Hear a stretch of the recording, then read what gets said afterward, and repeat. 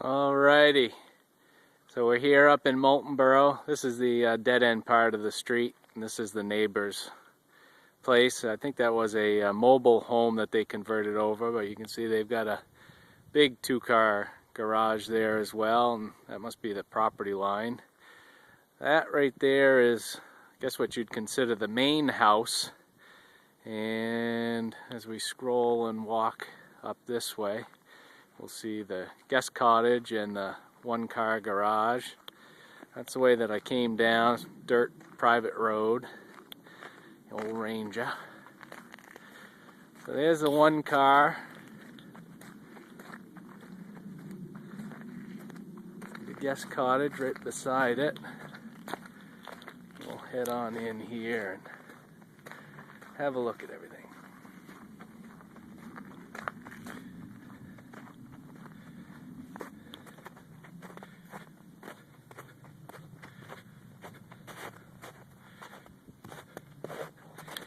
Go in here first. So texture 111. Got your door, your refrigerator. As I had said, they got pegboard on the walls, a truss system, plywood, all in good shape. No leaks in this place anyway. It's got power. Now let's head into the cottage. Actually, we'll spin back around here. Concrete floor. Got some debris that's got to be pulled out, but that's about it. Now, over to the cottage here. Come in the slider into a sunroom of sorts. You can see it's all sheetrocked. It's got a slope ceiling in here. Maybe it's got electrical, so maybe this is where you want to put the kitchen, or maybe you leave this the family room, and up here, this is what they're using as their living room, and you can see that there's a bathroom off in the corner. The ceiling, as I said, is a pressed board. That's the heat that is in here. Just a little closet, or a little cabinet. As we look back across, there's a wall that separates this living area and the bedroom. And here in the bedroom, fairly large. Did a nice job with the wainscoting. It's a tongue and groove pine. Got your window there, and two windows there. Decent sized closet. Need to replace the carpets in here and give it a nice cleaning. As I said, up there they've got that particle press board. In the bedroom though, it's sheetrock. No leaks in the roof that I can tell, but looks fairly nice. Bathroom in here has something to be desired. You certainly would want to redo it. Does have a shower. I don't know the last time it was used. But this building is on posts and piers, and floor's in good shape, not heaved or anything. Now we'll make our way over towards the main house.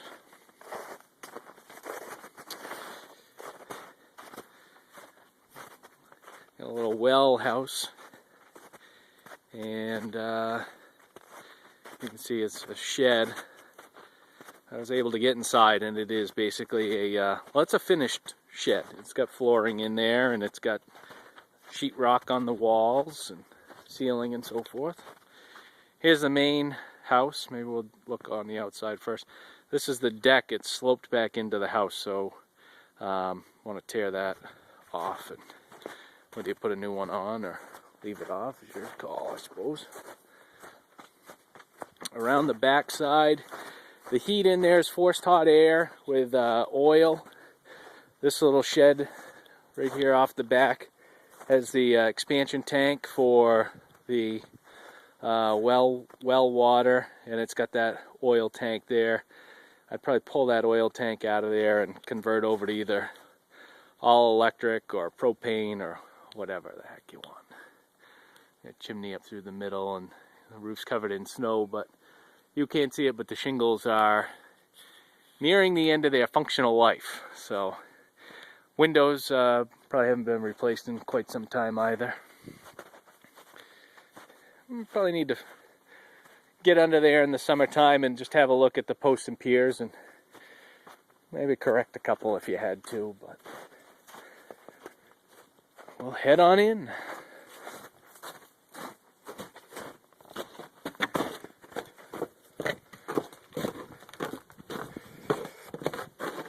Okay, now wipe my feet off. Okay, so we're entering into the living room area here. The ceiling, as I had mentioned, is an exposed beam with some cross members. I don't think that the cross members really are functional, but off in the corner you've got your kitchen. Just your standard built-in pine cabinets with an old oven and an old stove, sink. Just a good old-fashioned camp, really, is what it is. There's your living space over there. Here is your mechanical room. Might want to update the panel or some of the wiring. Don't necessarily know as it's critical, but here's an old boiler or old forced hot air system. I'd pull that out completely and start from scratch. Over there's your tankless water heater. Who knows if they winterized it? It could be shot. All right. Back over here, that looks like it's for your well pump. Okay. As we spin to go down the hall here, first on the left is a bedroom. They've got tongue and groove paneling all throughout this one. That's probably 10 feet wide. Got a closet at the end. This is the one that had the staining on the ceiling.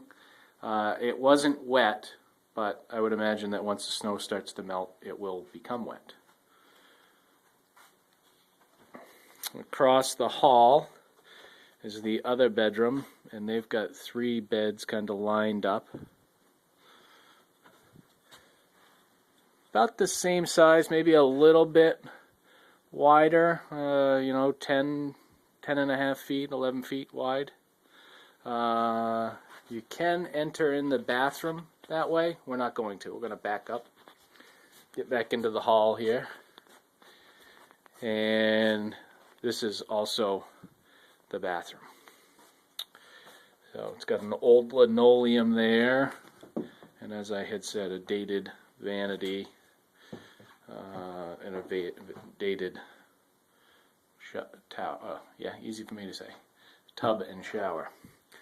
So got good closet space in here. Not too many leaks that I can see. It does have a little spot of mold down here that would need to be cut out, and I can see down there what looks like mouse poop is actually vermiculite insulation. Looks like the stink pipe boot is bad and leaking. But again, got plenty of closet space. Solid place. I don't know if you can see that or not, but right down the middle of the building, the floor is heaved, and I would imagine it's probably because of frost.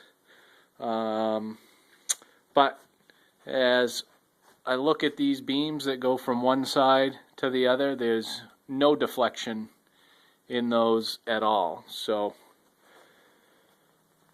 they do have a forced hot air system, but maybe up here what you do is pellet stove or Rinnai and electric baseboard in the bedrooms or something like that. But that's it in a nutshell. Actually, I guess we'll go back outside here, and so you can see what it looks like from the house. Got the guest house and the garage over there. Bunch of trees in your front yard. It looks like a little brook that runs through there. I couldn't quite see where it comes out, but I would get a tree company in here and cut down some trees. There's some that are dead.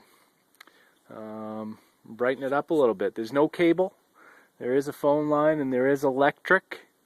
I suppose I'll go back over and I'll check the garage and the camp to see how they get their hot water and electricity. Looks like it might be underground, but that's it for now.